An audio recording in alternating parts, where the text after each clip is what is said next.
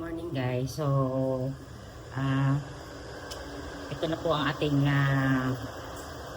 nasasabi doon about kay Tore. Deserve niya talaga na masibak siya.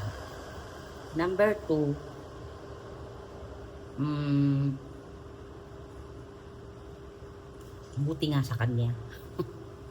So, alam nyo guys, isa lang naman ang ano doon eh. Ginamit lang siya. Ginamit lang siya, nagpagamit siya. Tumaas ang kanyang tingin sa sarili niya, feeling niya,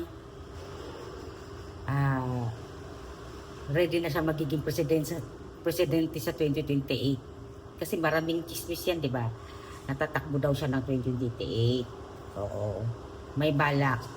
So, malay natin baka ituloy niya. Kaya yan, kunyari, sinibak. Maraming drama. Maraming drama ang politika. Yun ang ating pakakatandaan. Huwag tayong magpabudol.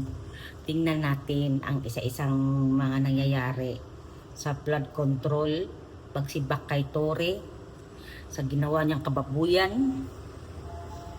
Lahat ng mga politiko ngayon, halos manggagamit yan sila.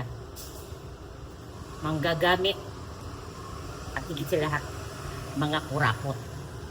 Tandaan natin yan, huwag natin kalimutan. Tayo ang nagbabayad ng buwis. Tayo ang nagbabayad ng buwis. Tayo ang may karapatang magsalita. Tayo ang may karapatang magreklamo. Lalo na mga OFW sa ibang bansa, sa Japan, sa Hong Kong, Australia, Canada, whatever na country. Magsalita po tayo, huwag po tayo manahimik.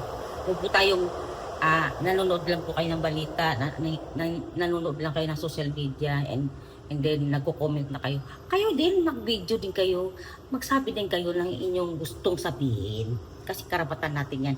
Nagbabayad tayo ng buwis, nagpapadala tayo ng pera sa Pilipinas, para sa pamilya natin, so nagbabayad tayo ng buwis. So, we have a right to speak.